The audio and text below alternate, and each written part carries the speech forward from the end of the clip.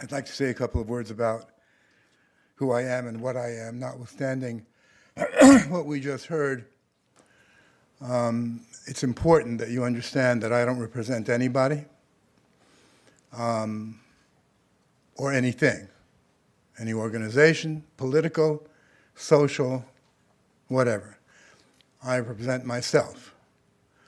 I am an independent journalist, and that's an animal that is disappearing in Russia and not only in Russia. I think for me it's important that I say that, and I hope I'm not going to speak long because I was told that we would have a conversation afterwards, and I think that might be the most interesting part of it because you have questions or views that you might want to share with me, and I can't guess them in advance. But there are certain things I'd like to say before we have that conversation. I'd like to say, first of all, that we are at an extremely dangerous moment today. Never have the relations between Russia and the United States, or the Soviet Union, that's what it was before, been at this level. During the worst times of the Cold War, when I was living in the Soviet Union, and I remember all that very, very well. Russians were anti-White House, anti-Wall Street, but not anti-American in their vast majority. In fact, there was a kind of a warm feeling vis-a-vis Americans. Today, that's different. Today, it's anti-American at the grassroots level, and there's a reason for it. Another thing that is, to me, scary is that neither side seems to be afraid of nuclear weapons. 30 years ago, those of you who are of my age certainly remember an American movie called The Day After, which is about what happens to you and to your country after a nuclear strike. There was fear of these weapons, as there was in the Soviet Union. There was a realization that these weapons can, and if used will, destroy our country. Today, there's a feeling, when you talk to people, it's as if there are no nuclear weapons. It really doesn't seem to play a role in how we act. And the danger of not a deliberate nuclear exchange, but an accidental one, has grown because the level of mistrust between the two countries has grown as well. There have been several times in the past when computers warned of a nuclear attack, but it never got to the real thing because people took the time to really check it out. Now, they didn't have a long time. If an ICBM is launched from Russia, it'll take about 10 minutes for it to hit the US. So you don't have and vice versa, obviously. So you don't have a long time, but you do have some. But my feeling is that if today those same computers malfunctioned and said on either side that an attack has been launched, the response would be immediate. Because the feeling is that this is what's going to happen. Not that long ago, we were all very optimistic, weren't we? Gorbachev, Gorby, Russians, we're going to be friends, we're going to be... And in such a really short period of time, how did this happen? Why are we at the point that we are today? And I'm not saying who's to blame, because that's not a productive way of looking at things. But we should try to understand exactly what did happen. The Soviet Union, once Gorbachev took over, didn't really last very long. He came to power in March of 1985, and by December 1991, there was no more Soviet Union. Some people say it collapsed. It didn't collapse.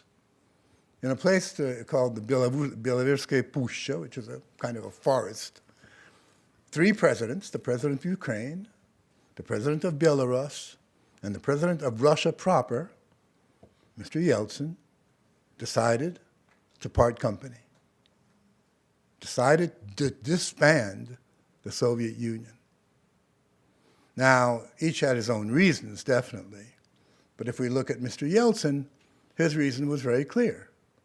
He was the president of Russia, so he was number 2 to Gorbachev, because Gorbachev was president of the Soviet Union, of which Russia was part, the largest part, but only part. Get rid of the Soviet Union, and there's no president, and you get rid of Gorbachev. And that's precisely what he did. So no more Soviet Union, quickly no more Warsaw Pact, of course. That is to say, countries that were usually called Soviet satellites were part of a military alliance with the Soviet Union. That alliance disappeared. And so the United States had to figure out, how do we deal with this new entity called Russia? How do we deal with it? There's no more Soviet Union. What is going to be U.S. policy vis-a-vis this country? And of course, Yeltsin also had to think about what is going to be Russia's attitude towards the United States. You may remember that soon after the Soviet Union ceased to exist, in, I think it was February of 1992, Yeltsin came to the United States, and he addressed a joint session of Congress. And he said, the people of Russia are offering their hand to the people of the United States in friendship to build a better world, a world without war, a world without peace. And this was exactly what the vast majority of Russians wanted. And I would even say that today, the vast majority of Russians would like to have, if not a friendship with the United States, at least a partnership. There's no doubt to my mind that that's the case. So that was what Yeltsin wanted. And what kind of response did he get? What kind of response did Russia get? Well, the United States could have picked 2 ways of treating Russia. One was to say, let's treat Russia like we did our enemies after World War II. Germany, Italy, and there's some of the countries that were occupied, such as France, or were not occupied, such as UK, but were really badly hurt. Let's find a way to see to it that in those countries, Nazis, fascists do not come back, and communists do not come to power. And may I remind you that in those days, the Communist Party of France and the Communist Party of Italy were very, very powerful. And that plan turned out, was called later the Marshall Plan, which was basically a financial idea to spend a lot of money, but in a very precise way, to develop certain things and not to allow others to develop. Now, that could be the policy to adopt vis-a-vis Russia. See to it that democracy begins to develop in that country. And let me say, just for the record, Russia never, in its entire 1,000 years, never had democracy. Completely absent. So it wasn't like something that once upon a time Russians had and then they lost, but they knew what it was. They didn't know what it was. So let's spend money on getting democracy moving in Russia and seeing to it that the communists do not get back. And that could have been one approach. The other approach was to say, for 40 years, you held a nuclear bomb over our heads. You lost the Cold War, and you're going to pay for it. you're going to be punished for what you did. And there were people who supported one view and people who supported the other in this country. Early in 1992, a document was produced in the United States by a gentleman called Paul Wolfowitz. You may know who he was. He was Undersecretary of Defense of the United States, responsible for policy. The document he produced came to be called the Wolfowitz Doctrine. Not officially, but that's the way it was addressed. It later was incorporated in something that is officially called the Bush Doctrine. That document was leaked to the New York Times, and so it became public. And what it basically said, and you can look it up, it's available, just go to Wolfowitz Doctrine and you'll find it. What it basically said was this: the United States should never again allow any other country to challenge it. The United States must remain the superior country. And we should tell our allies not to worry about developing their own weapons because we will do that for them. And we must watch out for Russia because we don't know which way it's going to go. The bear might get up on his hind legs again and growl.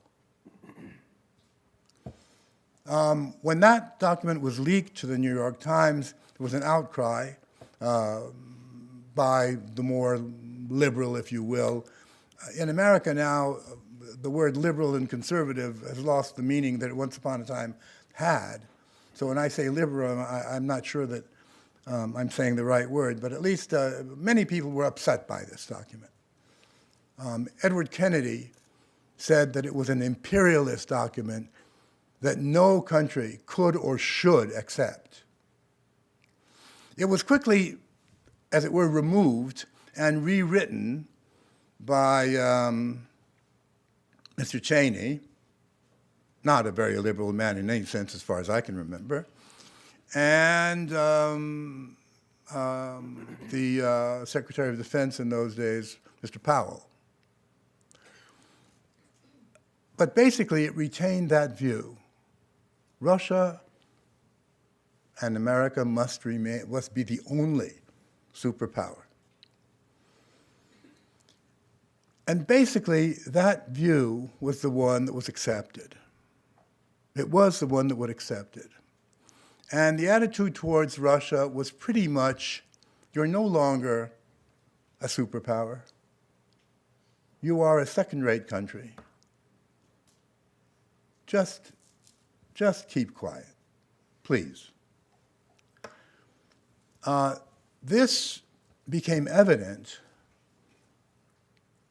and would be evident to you if you follow the policy of the United States. Now, let's begin with going back to Gorbachev and his meetings when he was asked by several people, all of them quite important, to allow Germany to reunite and take down the Berlin Wall. And he was told by James Baker, and now this is not many people, when I would say this, many people would say, it's not true, it's not true. He was told by James Baker, if this happens, NATO will not move 1 inch eastward. Well, not long ago, on December 12th, 2017, the National Defense Archives of George Washington University declassified the minutes of the Baker-Gorbachev discussion, and it's there. But it's not only Baker who said that to him. There were several people did. The German leadership did, West German at those days, and so on. And finally, I don't know whether Gorbachev could have stopped Germany from reuniting, but the fact of the matter is that they said yes and took down the Berlin Wall. And NATO stayed put. It stayed put in those days. It stayed put under Bush Sr. It stayed put during the first 4 years of Clinton. But in the next 4 years, in 1996 approximately, a decision was taken to enlarge NATO. 3 countries: Poland, the Czech Republic, and Hungary. Now, I'm going to read something to you. You know who Thomas Friedman is? New York Times, old hand columnist. He, when this happened, this is 1998, he called up George Kennan. I don't know if you're all aware who George Kennan was, but he was one, in my opinion, perhaps one of the most brilliant minds, political minds of the United States in the second half of the 20th century, the man who devised the idea of containment of the Soviet Union rather than war against the Soviet Union, successfully did this. So, a brilliant man who established the very foundation of U.S. policy vis-a-vis the Soviet Union. So Thomas Friedman called him up. The article he published in the New York Times is called Foreign Affairs, Now a Word from X. Why X? Because in 1947, in the magazine Foreign Affairs, Mr. Kennan had published this article about containment, and he signed it X. So he called him up and he asked him, what did he think about this decision to enlarge NATO? Let me quote. I think, this is May 2nd, 1998. I think it is the beginning of a new Cold War, said Mr. Kennan from his Princeton home. I think the Russians will gradually react quite adversely, and it will affect their policies. I think it is a tragic mistake. There was no reason for this whatsoever. That decision, and now I'm giving you my opinion, is what really started this relation, turning it south, as you might say. That's where it all began. Because the Russian reaction, and specifically this is 1998, so this is Yeltsin, late Yeltsin, was, you promised not to do this. So how do we trust you if you make a promise? I would also like you to perhaps try to solve a little problem. It's a kind of not mathematical. Take the time from when Gorbachev came to power, March 1985, to 2007, when Putin has been in power for 7 years. That's 22 years. I ask you to find a single thing in foreign or domestic policies done by the Soviet Union while it still existed, and then Russia proper, that might in any way anger, irk, disappoint the United States. Let me answer that for you. Nothing. Not one thing during that period. Now, what did Russia get as a result of that? First, the enlargement of NATO. So that was number one. Then the bombing of Yugoslavia. That was done by NATO, and NATO is, after all, dependent mostly on the United States, let's face it, right? The UN did not condone this. So the bombing of Yugoslavia, that's from March 24th, 99 to June 10th, 99. Then Kosovo, and recognition of Kosovo, although it had been part of Serbia for centuries. And there were people in Russia who said, you're letting the gin out of the bottle. Because if you do this, then there are other countries that will do the same. And Russia did the same, vis-a-vis Abkhazia, to begin with, okay?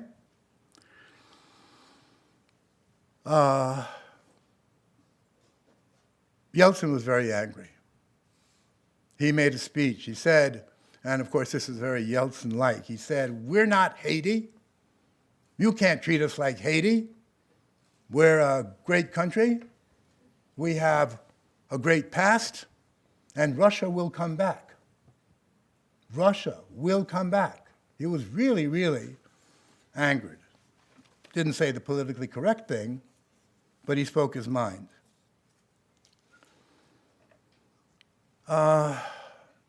Then finally, the year 2000, Mr. Putin is not elected, although elected, to the presidency. And one of the first things he does is to ask for Russia to become a member of NATO.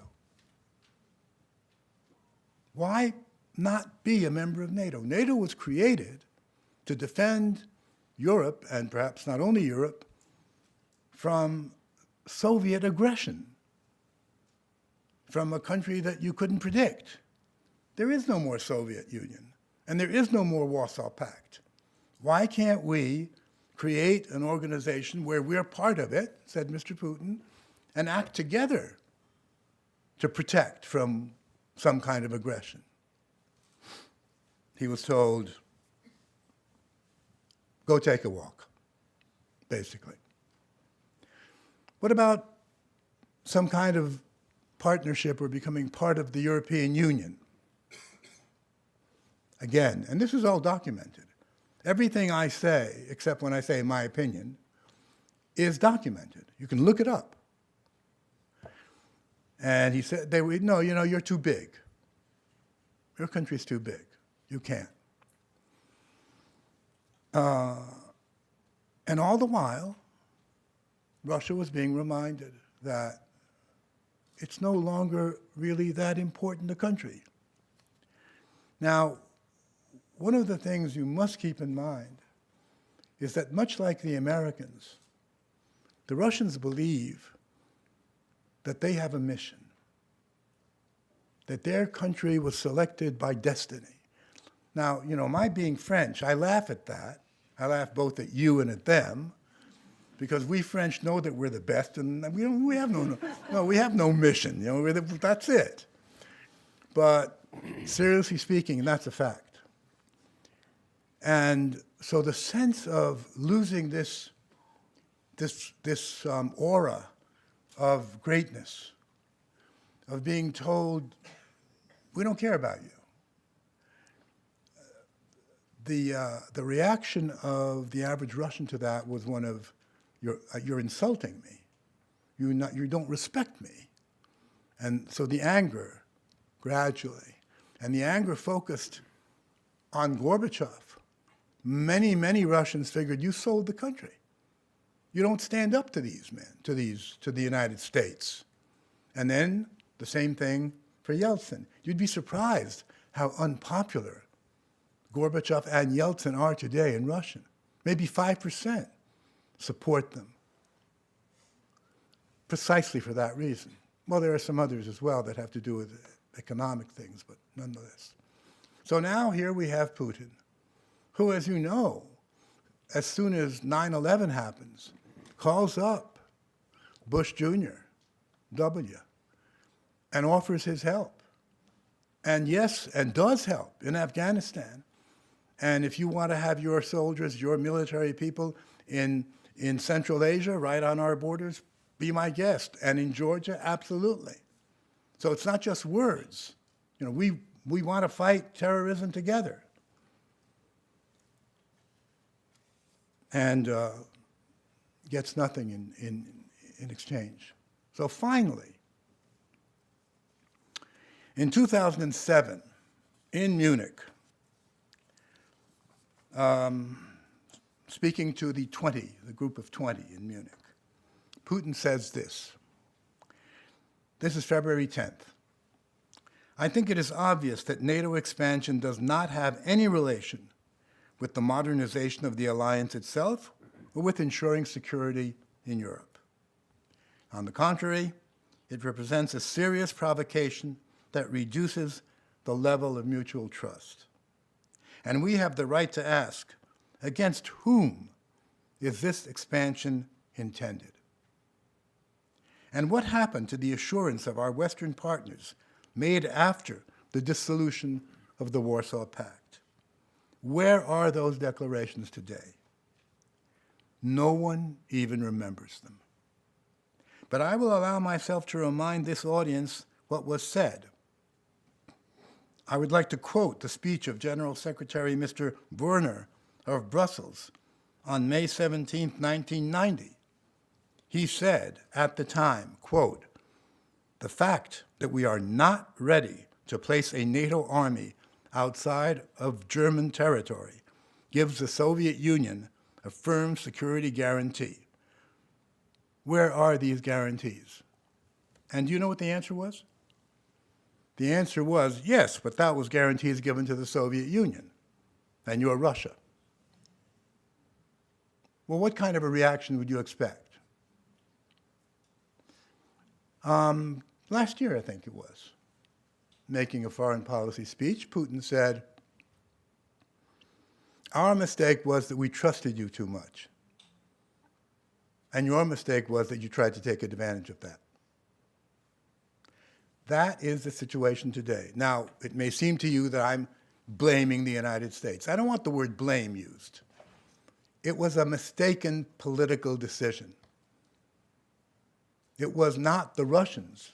It was this decision that finally led to this change in Putin's attitude towards the West, and in particular towards the United States, which is why I say how U.S. policy created Putin the way he is today. And the really, if you will,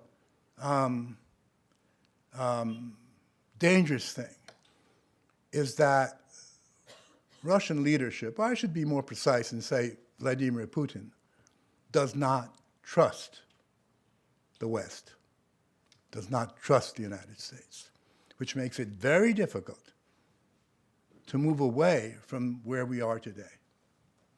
So that's something I want to underline.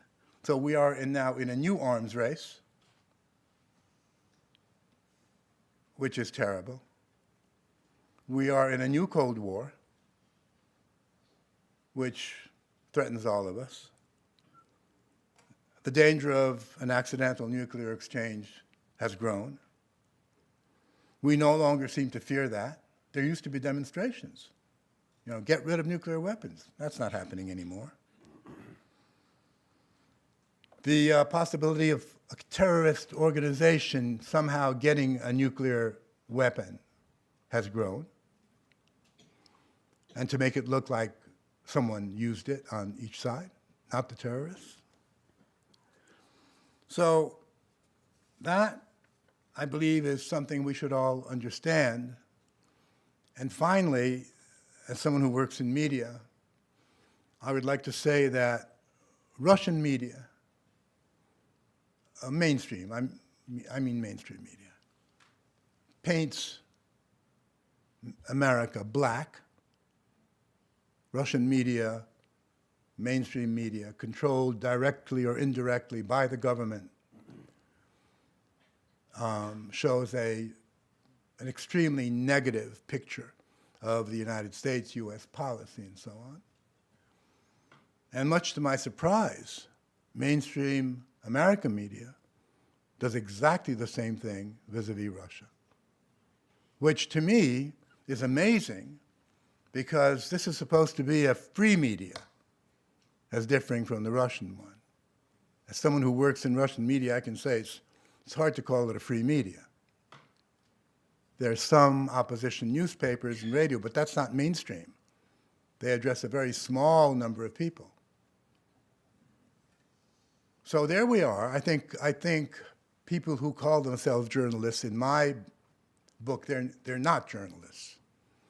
But those people have played and are playing a destructive role in creating the fear, the dislike, the distrust that the people in both countries have vis-a-vis each other. And the fact that we don't seem to question our media is really quite interesting. But there it is, nonetheless. We just take it. So I'd like to wind up with a quote from a gentleman. No, I hesitate to use the word gentleman, from a man whose name was Hermann Goering. You all know who he was? There may be some people who are too young to know. Well, he was Hitler's right-hand man, and he commanded the Luftwaffe, the German Air Force. And he was, of course, at Nuremberg. He was judged, sentenced to death, to hang. But he managed to get some poison, probably from the Soviets, of course, since they poison people, as we know, so as not to be hanged. But he was interviewed by an American journalist shortly before he committed suicide. And here's what he said. And I think this is something that we should all remember. Naturally, the common people don't want war, neither in Russia, nor in England, nor for that matter in Germany. That is understood. But after all, it is the leaders of the country who determine the policy, and it is always a simple matter to drag the people along, whether it is a democracy, or a fascist dictatorship, or a parliament, or a communist dictatorship. Voice or no voice, the people can always be brought to the bidding of the leaders. That is easy. All you have to do is tell them they are being attacked and denounce the peacemakers for a lack of patriotism and exposing the country to danger. It works the same in any country, said Mr. Goering. And I think he was absolutely right. And we are being led by our media, by our politicians, in that direction, in both countries. I remember an ad that I saw, a famous American actor, whose name he starred in, oh gosh, so many movies. An African-American, not a young, yeah, Freeman, yes. And he says, we are at war. And he does it very well. He's a wonderful actor. But he tells you, we are at war, and we must, and da-da-da-da-da-da-da. And of course, it's very scary. There's nothing I can do about that except speak. And I speak, I'm happy to speak here today. I do this in Russia, and I'll keep doing it as long as I possibly can, because there has to be some voice raised against what's happening. We're being manipulated. The way Putin is portrayed, well, he's worse than Hitler. And even Hillary Clinton compared him to Hitler. I'm not a Putin fan, believe me, but what's going on here? And of course, President Trump, well, even your own press is not too positive about him, but anyway. So basically, that's what I wanted to share with you. And see, I've only spoken for 45 minutes. And I would very much like to discuss, I hope you have problems, and problems. That was a Freudian slip, wasn't it? I hope you have questions. I'm sure that, what I've just said, in the sense of what's happened, it can't be argued about. I mean, these are facts. But how you interpret them, that's a whole different issue. So, thank you again for listening, and let's talk.